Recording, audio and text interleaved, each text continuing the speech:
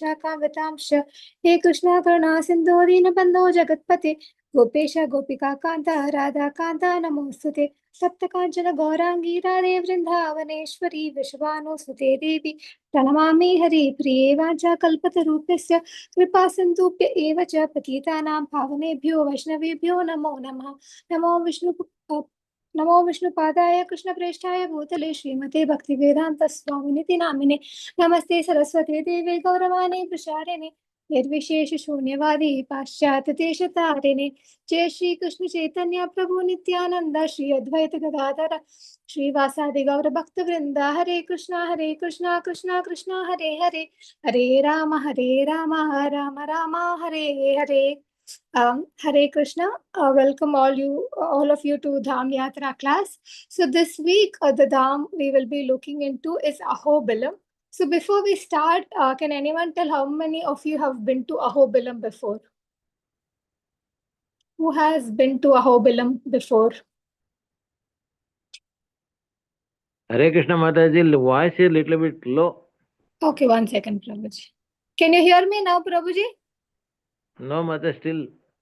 It's clear for us, Mataji. It's clear? Okay, Mataji. Yeah. So how many of you have been to Ahobilam?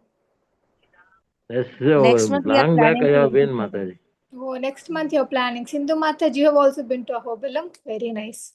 Wow. Yes, ma'am. So today, as Ahobilam is familiar with most of you, but still, I'm going to give you some important parts, some small stories into all of the Nava Narasimha temples in Ahobilam.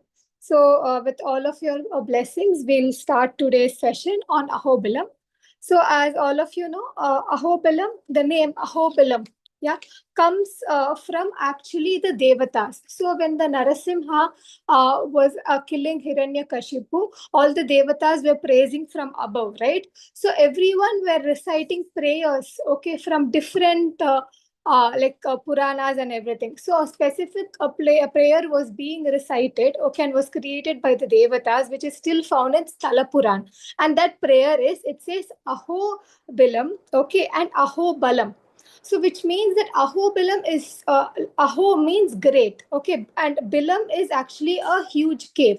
And they say Ahobilam, Ahobalam. So it is a mountain, it's a huge mountain, a great mountain, which has lots of caves and which has lot of strength in this mountain because it was able to withstand the power of Lord Narasimha. So that's why the name, okay, comes Ahobilam, which means a great mountain that could withstand so much of impact, because the ugram of Narasimha was so much. So that's why the name Ahobilam was kept. And Ahobilam is situated in Kurnool in Andhra Pradesh, I think, as everyone knows. And it is one of the 108 Divya Desams. It's one of the temples that comes under the 108 Divya Desams. In Andhra Pradesh, there are only two Divya Desams. One is the Ahobilam Narasimha Swami, and the second one is Tirumala Tirupati Balaji Swami. So these are the two Divya Desams. Yeah. So apart from this, talking particularly about Ahobilam, there are two parts to Ahobilam. Yeah. First is the lower part, which is called the lower Ahobilam, and the upper Ahobilam. So normally when any devotees, everyone go and visit, it is a minimum 2 days stay in Ahobilam, because the lower mountain has 4 temples, and the upper mountain, the upper Ahobilam, has 4, and in middle there is one temple.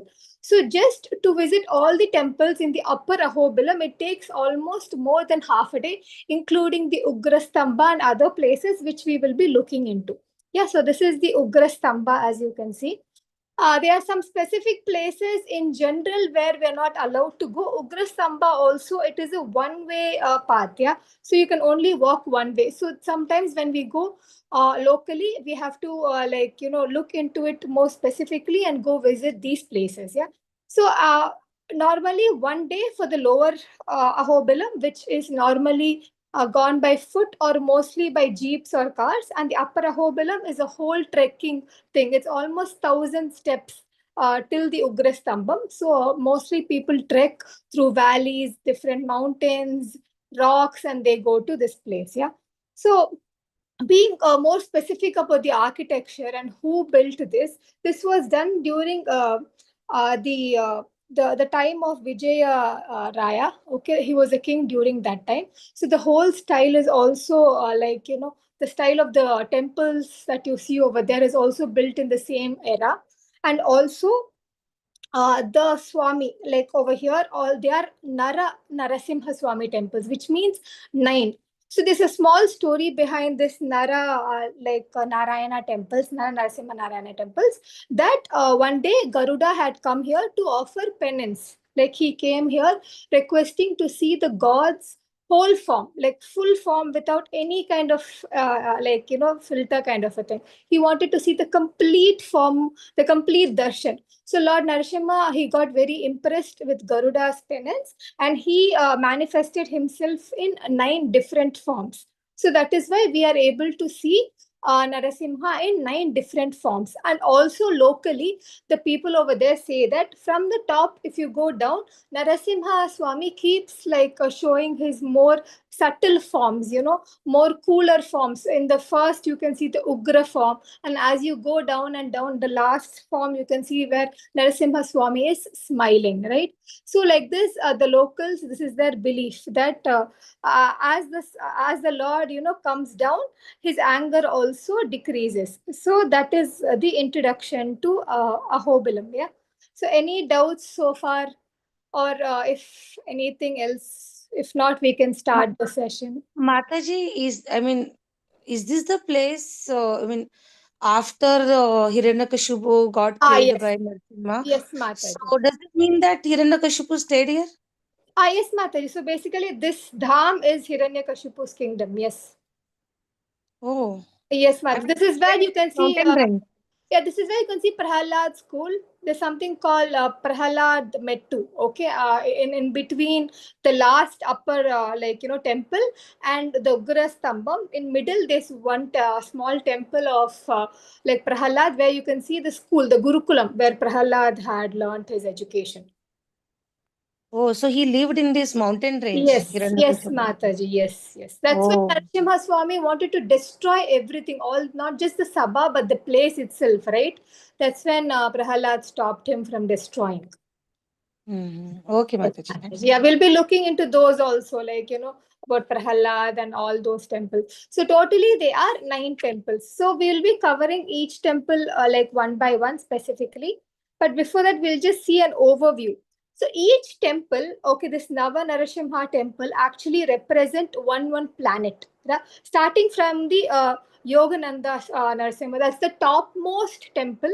Yeah, the topmost, and it represents Shani, yeah. And then follows Jwala Narasimha Swami, which is Kuja, and then Bhargava Narasimha Swami, which is Surya, and then Chakravarta Narasimha Swami, which represents the Chandragraha, and Varaha Narasimha Swami, Rahu, Maholola Narasimha, Ketu, Pavana Narasimha, Buddha, and Karanja Narasimha is Sukra, and Ugra Narasimha is Guru. So these are the different planetary, things representing different temples. So if you go to each one of the temple, it is believed locally that if you have any kind of doshas in any specific, planets, those doshas will be removed by Narasimha Swami. And a lot of examples of how many people have got relief from these will be, we will look into it. And so these are the forms of all the Narasimhas. So I hope everyone takes darshan of all the Nava Narasimhas together. So now first we will be looking into Jwala Narasimha Swami. Yeah. So Jwala Narasimha Swami is actually located just below the Ugra Narasimha Swami. Just 2 kilometers from Ugra Narasimha Swami. The peak is over here and the temple is just below. Yeah. So we have to just take a round tour and come down. And it is situated in Achala Chaya Meru, which means the mountain peak is called Achala Chaya. Okay, and that is exactly below the Ugrastamba. And over here, the Lord is actually in a fierce and a very angry mode, because we see him here in a way that he is killing Hiranyakashipu. Yeah, so he is showed with 8 bhujas, right? 8 shoulders, and each bhuja represents one thing. So the first 2 bhujas actually hold on to the Hiranyakashipu. The next two shoulders actually tear down all the skin and all the intestines. The other two hands actually hold on to the intestines as a mala. And the next two actually have chakra and shanka. So in both the hands. So this is the form that we can see. Also, just next to this temple is the very well known Raktakunda Tirtha. Yeah, this is where Lord Narasimha had gone and washed his like blood soaked hands after killing Hiranyakashipu. So this pond is very sacred. Some people also carry the tirtha, but I think nowadays it is not allowed to carry this tirtha forward. But this, like you can also see the stains of blood in this. And this tirtha, even in today, it is actually little clear. It is not as red as it is shown in some pictures. It is more clearer in form. So this Rakta Kunda actually derives from a river, which is actually in the bank of this mountain. Okay, it is called Bhavana Sini river. So from there, this water is actually sourced through underground. So this particular Rakta Kunda beach is just next to this temple. Yeah. Also, this temple signifies two other forms. I think over here in this picture you can see the main deity is Jwala Narasimha Swami with his 8 bhuja. Next to him there is Chatur Bhuja Narasimha, who is depicting the like coming out of the pillar form. Okay, which is 4 hand Chatur Bhuja form with chakra and shanka, and he is opening, he's crack opening the pillar with his hands. Yeah, so this also you can see. And in this particular deity form, he resides with goddess Lakshmi Devi and Prahalada. And other deity who you can see over here is actually Narasimha chasing Hiranyakashipu. This is also a very beautiful and a very rare deity form of Narasimha that we can see, where he is actually chasing Hiranyakashipu. So when you go there, you will get darshan of all the three deities together in form of 8 bhujas, Chatur Bhuja, and also Narasimha chasing Hiranyakashipu. So this is the first temple, which is called Jwala Narasimha Swami Temple. Yeah. The next temple is called Sri Ahobilam or Rudra. So Ugra Narasimha Swami. So this is just next to the thing, and this is the main temple of Ahobilam, right? And sometimes people over here, I mean, local people also say that here Lord resides as Swayambhu, which is very important because he is there, he's present over there. So this is also a very Ugra Rupa of the Swami. This is right under, like near the waterfalls of the Ahobilam Kshetra. And over here, Hiranyakashipu, you can see the tearing. If you just look into deep, you can see Lord actually holding Hiranyakashipu and tearing his chest. Yeah. So this is the form that is depicted in this particular temple of Lord Narasimha. The next temple is Sri Malo Malola. Malola Narasimha Swami temple. So this Malola actually means a peaceful form of the Lord. Okay. So what happens is this mountain that is situated, okay, this Malola temple is called Vedadri, okay, the mountain. So it is situated in the peak of the mountain. So many rishis and everyone used to come here during Treta Yuga or Krita Yuga time, and they used to meditate in this mountain under Malola Narasimha Swami Kshetra. So this is also located in Upper Ahobilam. All the temples we are discussing right now is located in the Upper Ahobilam. Just next to this temple is what Subhangi Mataji had asked. It is the Prahalad Mat or Prahalad Mettu, we say, which Mettu means steps. Okay. This is the steps that actually reach, to the Prahalad school, which is the Gurukulam where Prahalad had studied. So in this shrimp, there's a small, picture of Prahalada where the locals worship before they go to Ugra Stamba, because the steps towards Ugra Stamba is very steep. Only one person can go at one time. So they take the blessings of Prahalada to go and then to take the darshan of the Ugra Stamba. So after this comes the Ugra Stamba. I think all of us will know the Ugra Stamba is the Stamba from where Lord Narasimha Swami had erupted, okay, after the prayers of Prahalada. So this is a very steep way. So whoever is planning to go, it should be very careful. There are extra precautions that is given by the locals over there.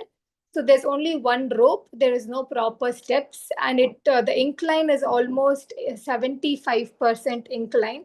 So when you climb these steps, please be careful. Whoever it is in the future, it is a very like steep mountain. So only one by one can go.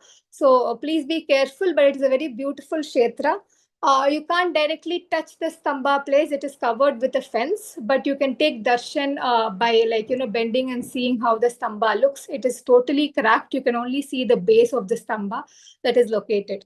Yeah, so after this Malola Narasimha Swami temple, we get down. So this is how the Malola Narasimha Swami looks, as you can see.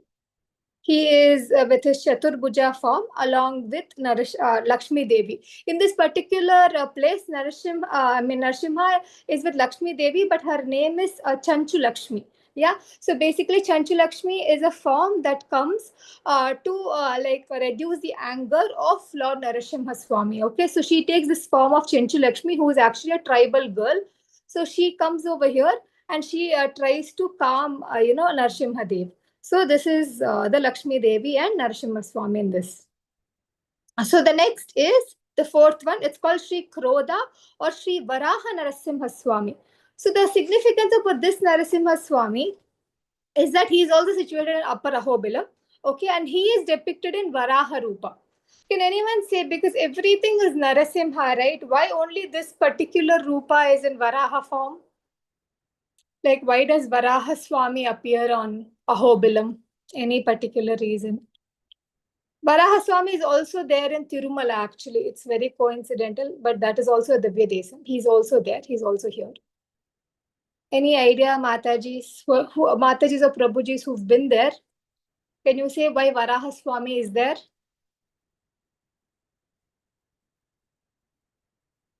Any answer, whatever you know when you visited or whatever you heard during your yatra?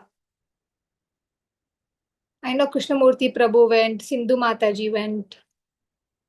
Hare Krishna Mataji. Yes, Prabhuji. Mataji, Varaha avatar also taken at the same time, where that Hiranyaksha Was killed by him. was killed in places. That's why both in Narsimha Avatara and Varaha Avatara are happened in the time of the Hiranyakashipu and Hiranyaksha regime. Okay, Prabhuji, this is also partially right answer. So actually what happens is there is a small story behind this. So one day Lord Brahma, okay, he will drop the Vedas. And when he drops the Vedas, Bhudevi tries to protect. But by that time itself, the Vedas will actually reach the Patala. But still, she protects them using her, mystic powers and everything. Then what happens? Varaha Swami actually goes inside and he saves those Vedas and he returns back to it. So they say over here that the Krodha Narasimha Swami is showing his Krodha towards Lord Brahma, saying, how can you, just drop Vedas like that from your hand? So this is a Krodha Rupa of Varaha Swami, because he was the only one who was able to dive deep into Patala and retrieve it, right? So over here, he is manifested as Krodha. That's why it's called Krodha Varaha Narasimha Swami, which means he's Krodha. At the same time, he is in the form of Narasimha. I think you can see in this picture how he takes Bhudevi, yeah, along with the Vedas, and then he brings it up, right? So this is the story that he is in this Krodha form because he is angry at Brahma. He was angry at Brahma for so many reasons, but this was one of the reasons. He was also angry that Brahma had given such boons to, first he gave to Hiranyaksha and then later on also to Hiranyakashipu, right? So over here you can see that Varaha is standing on 2 feet with 2 arms on his waist carrying Bhumata. So this is the Rupa that is predicted in this particular temple. The next temple is Sri Karanja, Sri Karanja Narasimha Swami temple. Yeah. So this temple is very important because this is located under a tree called Karanja. Okay. So this tree is actually a place where all the sages during Krita Yuga used to come and meditate. Yeah. So the Lord himself used to sit under this tree and meditate. Okay, and this is how the temple premises looks. So the story is so that there are two stories for this temple. So what happens is, in one story, Hanuman actually comes chanting onto different mountains after Lord Ramachandra leaves to back to his adobe. Okay, to his Dham. What happens is Hanuman goes to different mountains looking for place to meditate while chanting the names of Lord Rama. So when he was chanting with such sorrow and such disconnect, like he was not able to see his Prabhu. That Narasimha Swami, who was there, who was very pleased with his devotion, he appears himself as Lord Ramachandra, right? So over here you can see that he appears with actually a bow also in his hand. I think you can see in the picture. Yeah. So the second story also is that there was a sage called Gobila. Okay, and this Gobila sage was the only sage who cursed Durvasa Muni. So he curses Durvasa Muni that you will forget all your wisdom. So that time, what happens? Durvasa Muni comes to this kshetra, this particular temple, and he starts meditating. And when he starts meditating and everything, he starts regaining all his knowledge. So from them, Durvasa Muni always, and it is also believed even till today, he always used to come to this place to meditate so that his knowledge is constantly revived. So that is the significance of this Karanja, okay, Narasimha Swami temple, which is also located in Upper Ahobilam.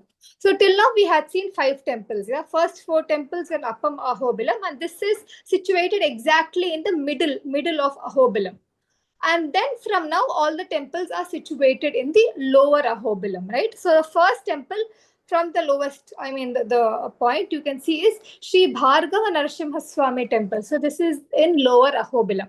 So this temple, okay, is actually called Bhargava. Does anyone know whose name is Bhargava? There was a particular god who was named as Bhargava. He was called as Bhargava Rama. Does anyone know who that Lord is? Who that Swami is? Shiva, Lord Shiva. No, Bhargava Rama. Rama. His name was Bhargava Rama. Actually, the Lord is Parasurama. Parasurama's other name was Bhargava Rama. So even Parasuram came here to meditate to this exact same place he had come to meditate. It is a very dense forest, and they say that to get to this forest, you cannot go by walk. You can only take a jeep or a car because that temple is that deep into the forest. It's filled with thorns and everything. It's a very rough path. Okay, so it is called as Bhargava Rama temple. It is named after Parasurama because he had done a very deep penance. So over here, the Lord is represented in four-hand form along with Prahalad, and also with like Hiranyakashipu in his hands, right? So this form over here is predicted, which shows both the devotion of Prahalad and also like it also shows that over here he's showing his Ugra form to honor Parasuram, who is an Ugra Avatara himself, right? So that is why it shows both peace and also the fierce form of the Lord. So this is the 6th temple. The next temple is called Sri Yogananda Narasimha Temple. This temple is also very significant. It is also in Lower Ahobilam. Okay, so what happens after defeating Hiranyakashipu? Yeah, Prahalad, as we all know, he comes and he pacifies, Narasimha. And when Narasimha is pacified, he calms down, he does a mudra, a yoga mudra. Okay, so that time what happens is that he teaches Prahalad the art of yoga. That how can you calm through yoga? Like how can yoga help you calm? So like this, like sitting on Garuda, in the picture as you can see, Lord Narasimha puts a yoga ashana. Okay, and he also teaches Prahalad how to do yoga in the proper posture. So this temple was initially in a tunnel. in a very, very deep tunnel where only 2 or 3 people were able to go at once and take darshan. So later, the locals and the pujaris, everyone decided to bring out the deity and like to a bit more further place where it is accessible, and they had built a beautiful temple, a beautiful walkway, so that the darshan is more easy. So this is one of the most well developed temples among all the 9 temples of Nava Narasimha Swami temple. So it's called Sri Yogananda Narasimha Swami temple. Yes, Subhangi Mataji. Hare Krishna Mataji. Mataji, you said that Lord Narasimha, he taught yoga to Prahlad, right? Yes, yes, So Mataji. yoga means that Ashtanga yoga, or No, what no, not that exactly? Mataji. The yoga postures we have like Padmasana, those mudras will be there, right, Mataji? Different yoga postures they do, right? Yogasanas. Yeah, Yogasanas means, yogasanas. Yes, yes, Mataji. Yes. oh, Not those the yoga. yeah, not the Bhagavad Gita type of, not the Gnana yoga types. This is like all those postures, that they Yeah, do. yeah. Yogasana is part of Ashtanga yoga, no, Mataji? Yes, yes, but this is more Yogasanas, deep. those postures. Yeah, but this was even more deep because this was during Krita Yuga time, right? So they say that it was so intense that just doing one mudra with one finger, okay, like this, you can actually attain peace. So this kind of things, Lord Narasimha taught to Prahalad, because Prahalad was good at one thing. I think all of us know what it was. It was Sankirtan, like he was able to do japa and think about the Lord mentally. But to attain peace, even during the most difficult time, he taught him the Yogashana, because he knows that in the future Prahalad had to rule the whole of Rakshasas, right? So that is what the folklore says. So we don't know how much it is true. It's a local. Yeah, it looks strange, no, Mataji, because Yeah. Prahlad coming from Bhakti Yoga and these yoga postures are taught. Yes, so, but this is a folklore because over here, even we see a lot of Yoga Narasimha Swami temples, not just in Ahobilam, but around South India. We see so many Yoga Narasimha Swami where he is sitting in this Padmasana position, right? Like Ayyappa Swami, he sits. So that Oh, they say that he's practicing yoga, because to control the anger, you have to practice yoga. So that is why Mataji. So that is it is believed. Some people don't actually say it's a folklore. Also, it is actually true. Also, but we don't know. But this is what is written in our Sthala Purana and every other thing. So we have to believe it in this way. Yes. I hope your answer is yes, yes, Mataji. Thank you. yeah, okay, no worries. Yeah. So this is the significance of Sri Yogananda, Narasimha Swami temple. So next comes Sri Chakravarta Narasimha Swami temple. So this is also a temple that is located in Lower Ahobilam. So this could be accessed through walk or even like normal transportation. No need of jeep. The other temples needed jeep. So what happens in this temple is that it is on the way to this Yogananda, temple. So it is on the way. So while you go to while you're going to the other temple, you can come across this temple. And the main feature of this temple is, as you can see in the picture, yeah, it is the captivating smile of Lord Narasimha. Lord Narasimha, they say he's smiling like year to year, from this side to this side. Yeah. So he's giving us a big smile and greeting us with the most beautiful darshan that anyone can see. Anyone who goes there, they see that Mataji, we all climb and go. Okay. Over here, Lord is smiling, and as we go up, we see his Ugra Rupa, and it is actually scary. So every time we come down, we again visit this temple and then we will leave home.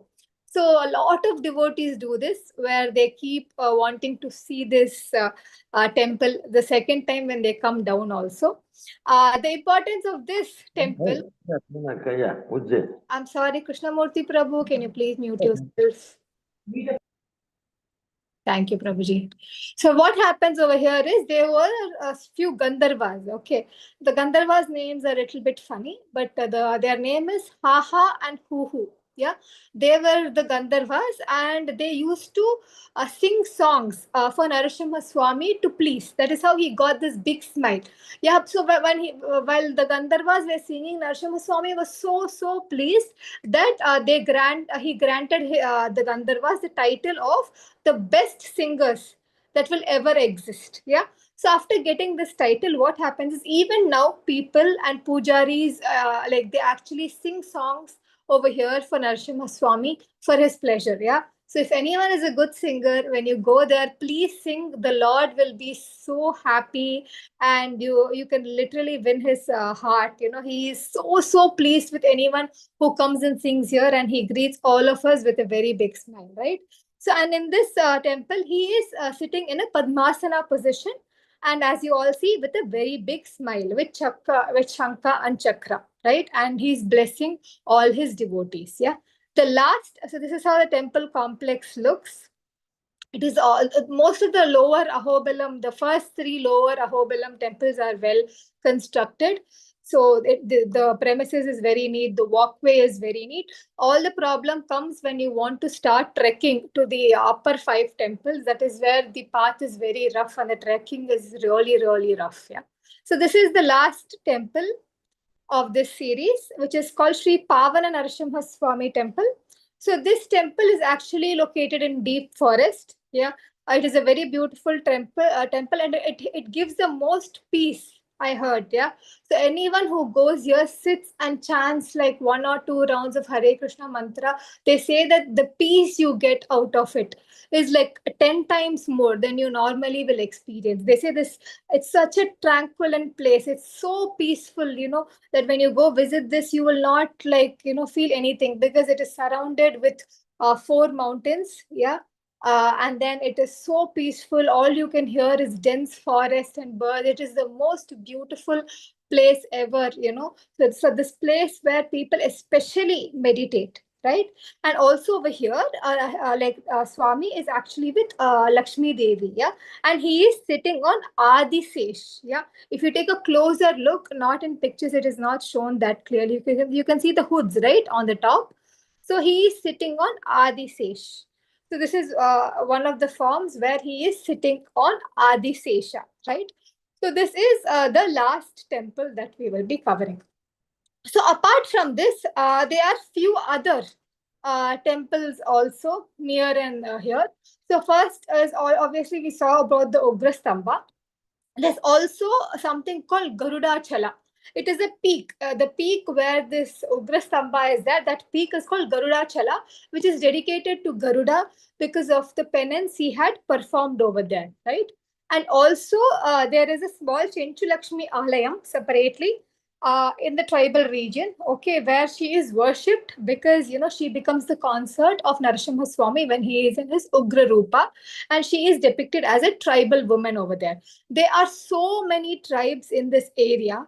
Like there's so many tribal areas in this place that we will look into it. Okay, there's actually a festival in this area that is called Paruveta Utsava. Okay, this Utsava is actually celebrated in this time of January. This time actually, it is a very deep rooted festival in Ahobilam. It is very significant. You will not see such festival anywhere.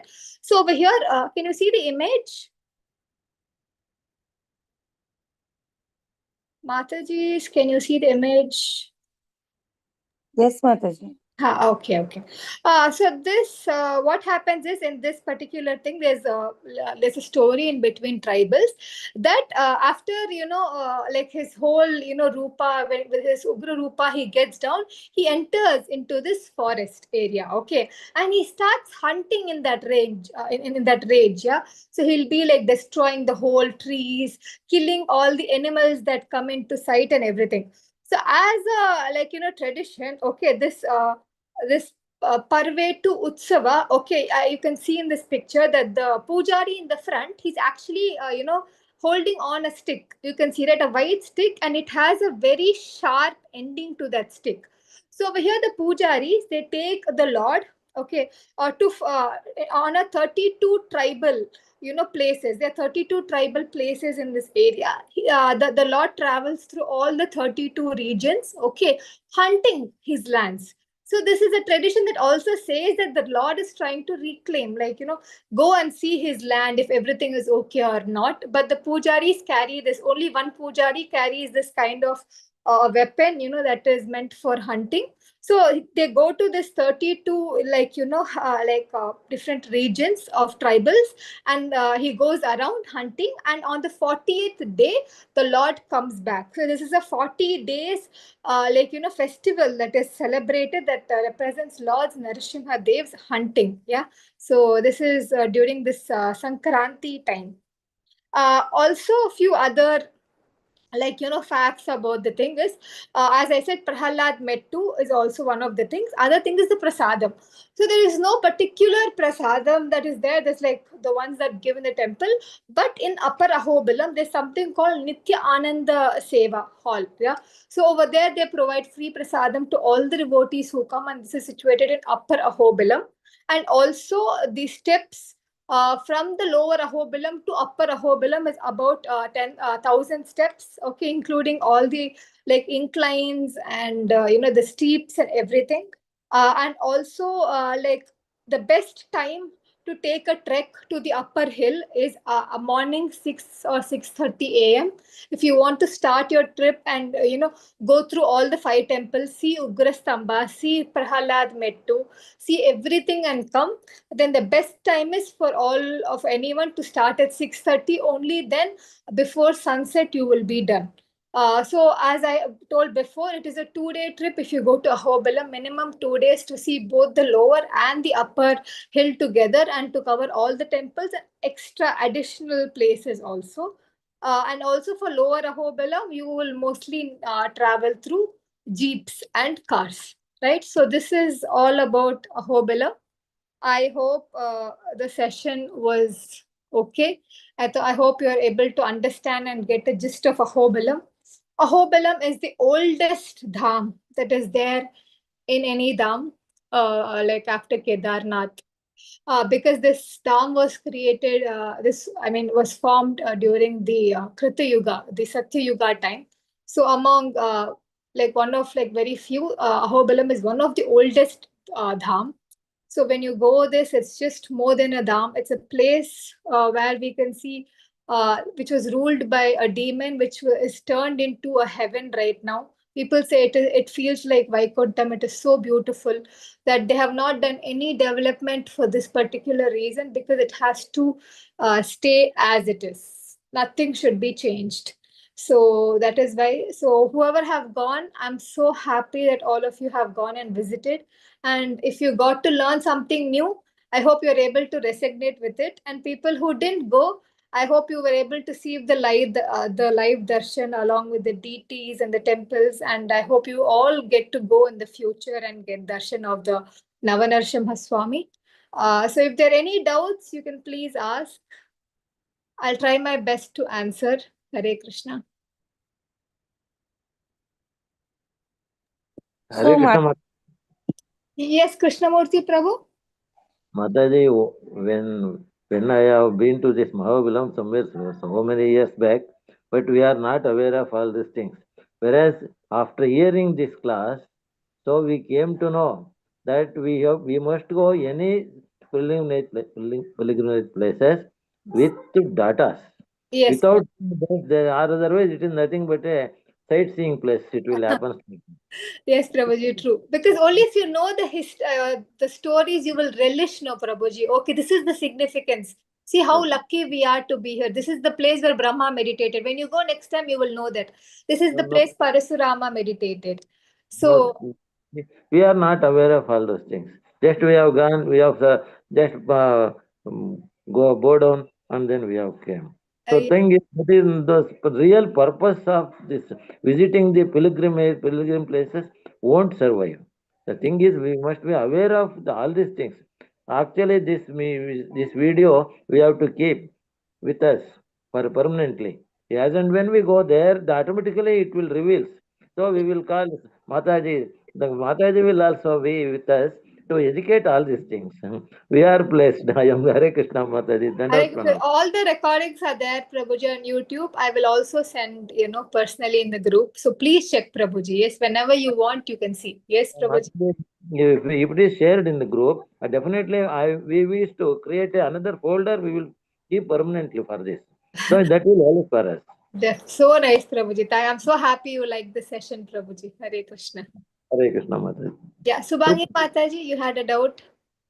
Nothing, Mataji. Same like, when today I read the topic Ahobilam, I was really inspired to go.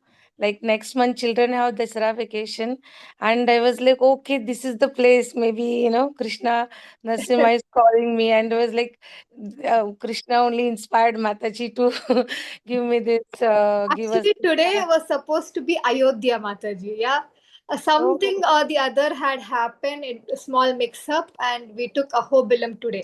So I think it is our fortunate that we got Narasimha Swami's darshan because yes. you are also going in that way. It is nice, Mataji. And they say, Mataji, October to March is the like, especially this is the best time to visit I because the summer is very peak summer. It will be very hot, they say. So yeah. this is the best time, they say. Normally, December we skip Mataji, like this. Yeah, December alone. January we go because when the harvest festival, when Pongal starts, it's very sunny in Ahobilam. And also all these Mm. festivals, Brahmotsav, there's so many festivals that happen, Mataji, over there Yeah. locally. But that one festival that I had mentioned is very, very popular, very unique to that place, that festival. It also happens during the month of January. So they also have Brahmotsavs over there. It's very beautiful, Mataji. It's a very a mountain region, right? So when you go see, you'll be shocked of how they are performing these utsavas.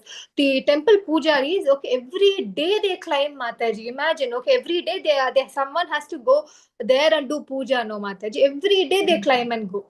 So it is truly inspiring. There are no cable cars. There are no other transportation system. Only trekking. So when we go take even like the Ashirwad of the pujaris over there, it is very, very good.